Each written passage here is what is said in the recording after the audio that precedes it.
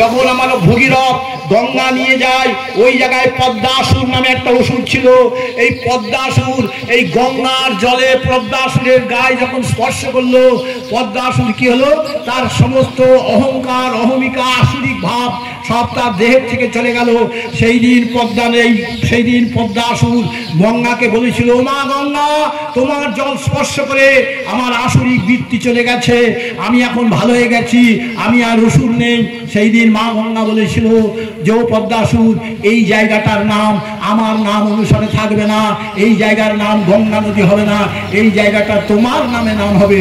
তাই এই জায়গাটার নাম হলো পদ্মা নদী। নিতাই গৌর হরি। এই পদ্মা নদী নাম দিয়েছিল মা গঙ্গা পদ্মাসুরের নাম অনুসারে। আর সেই পদ্মা নদীর কাছে আমার গৌরাঙ্গ মহাপ্রভু কৃষ্ণ প্রেম রেখে গিয়েছিল।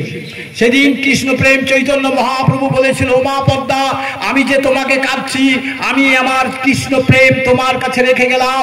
আমার ভক্ত নরোত্তম দাস যেদিন তোমার কাছে আসবে স্নান করতে, সেই দিন তুমি তার কৃষ্ণ প্রেম দান করবে। তা সেদিন পদ্মা নদী বলেছিল, ও প্রভু, কোটি কোটি মানুষ এই পদ্মার জলে স্নান করে, আমি কি করে বুঝবো যে তোমার নরোত্তম স্নান করতে এসেছে? বলল, শোনো, যেদিন নরোত্তম তোমার জল স্পর্শ করবে, সেই দিন দেখবে তোমার ঢেউ শতগুণে বৃদ্ধি পাবে এবং উতাল পাতাল করে উঠবে তোমার নদী। সেই দিন বুঝবে নরোত্তম তোমাকে স্পর্শ করেছে, আর নরোত্তমকে দুদিন সেই দিন এই কৃষ্ণ প্রেমটা দান করে দেবে। তাই এই কৃষ্ণ প্রেম পাওয়ার জন্যেই গড়াগড়ি দিতে দিতে এসেছে নরোত্তম। এইবার যমুনা নদীতে যেই প্রণাম করতে, পদ্মা নদীতে যেই প্রণাম করতে গেছে, তার একটা কেশাগ্র ওই পদ্মা নদীর জল স্পর্শ করেছে, কারেন্টের মতো টেনে নিয়েছে ওই জলে। যান দেখেছেন মৃতদেহ যখন ঠেলে দেয় না, কারেন্টের মতো চলে যায় না ভিতরে, এই সেই কেসটা সেই রকম। যেই না তার একটা চুল পদ্মা নদীর জল স্পর্শ করেছে, আর কারেন্টের মতো নরোত্তমকে টেনে নিয়েছে পদ্মা নদীর জলে। আর পদ্মা নদীর জলের মধ্যে গিয়ে পদ্মার কোলে বসে আছে নরোত্তম।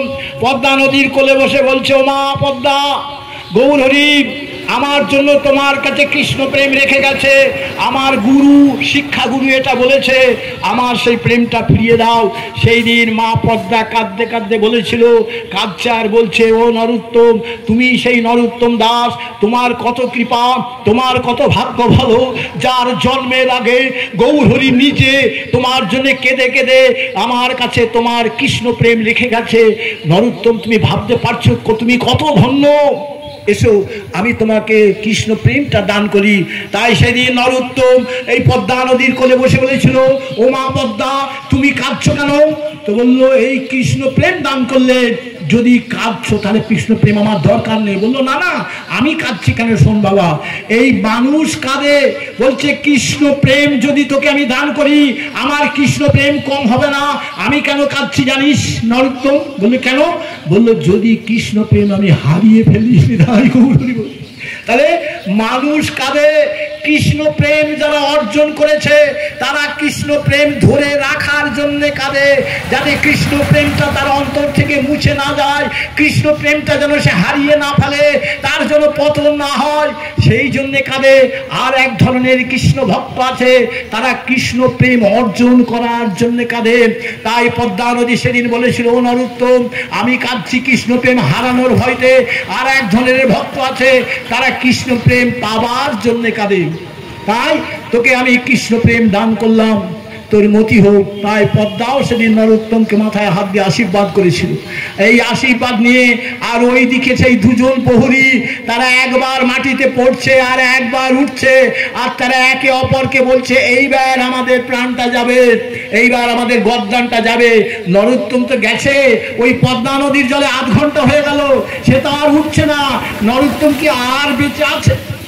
তা নরোত্তম যখন ওর ভিতর থেকে উঠে এসে যখন দেখেছে, তারা দেখছে কি আশ্চর্য, এ তো সেই নরোত্তম নয় যে নরোত্তম দাস আমাদের সাথে এসেছিল, আমরা যে নরোত্তমকে নিয়ে এসেছিলাম, এ তো সে নরোত্তম না।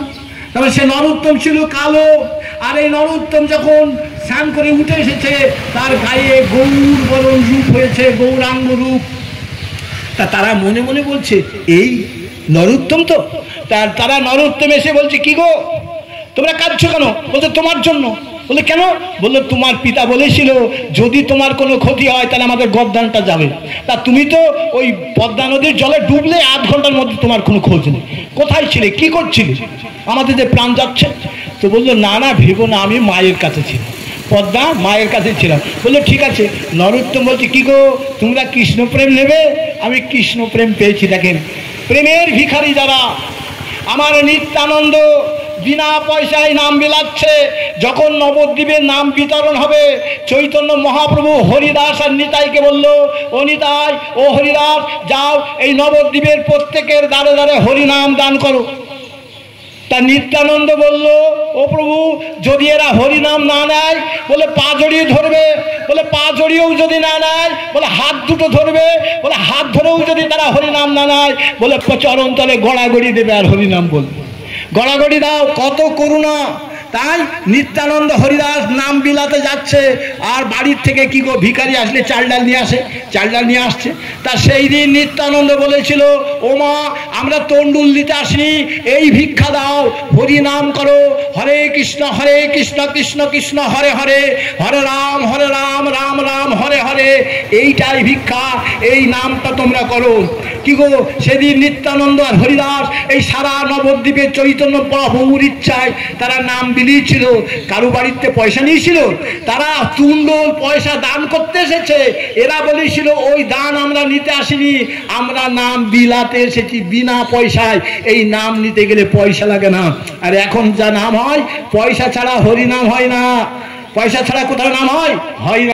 আর স্বয়ং নিত্যানন্দ মহাপ্রভু স্বপ্নে এসে বলছে, ও নরোত্তম ওঠ, আর ঘুমাস না, বৃন্দাবনে চলে যা। আর 6 বছরের ছেলেটা নরোত্তম দাস মনে মনে ভাবলো, এ কি স্বপ্ন দেখলাম, আমি বৃন্দাবনে যাব। তাই বলছে আমি যদি আমার বাবা মাকে এখন ডেকে বলি, ও পিতা আমি বৃন্দাবনে যাব, আমাকে যেতে দেবে না, তাহলে আমাকে লুকিয়ে যেতে হবে। তাই মা বাবাকে বলেনি, বাড়ির থেকে বেরিয়ে গেছে মধ্যরাত্রে। বেরিয়ে গিয়ে নরোত্তম দাস তুলসী গাছকে জড়িয়ে ধরে সেদিন বলেছিল, তুলসী আমি বৃন্দাবনে যাচ্ছি, আমার মা বাবা যদি কাঁদে তুমি তাদের সান্ত্বনা দিও, মা বাবা তুমি তাদের সান্ত্বনা দেবে, তারা যেন না কাঁদে। তাহলে রাজার ছেলে চলে যাচ্ছে বৃন্দাবন। তা এইবার নরোত্তম দাস বৃন্দাবনে চলেছে, বৃন্দাবনের পথে কৃষ্ণ নাম গাইতে গাইতে বৃন্দাবনের পথে চলেছে। এইবার বৃন্দাবনের পথে যাবে, মাঝ রাস্তায় গিয়ে ক্লান্ত হয়ে পড়েছে। আর সেই সময় গিয়ে বলছে, একজন দই আওলা দুগ্ধ বিক্রেতা গিয়ে বললো, নরোত্তম তুমি খুব কষ্ট পাচ্ছ, দুধটা খেয়ে নাও। তো বললো না আমি খাবো না। বললো সে কি, তুমি আমার একজন বৈষ্ণবকে অপমান করছো? বললো ঠিক আছে তাও খেয়ে নিচ্ছি। বললো না না আমার কোলে বসে খা। তা কোলে বসে দুধটা সেবা করে দিয়েছিল।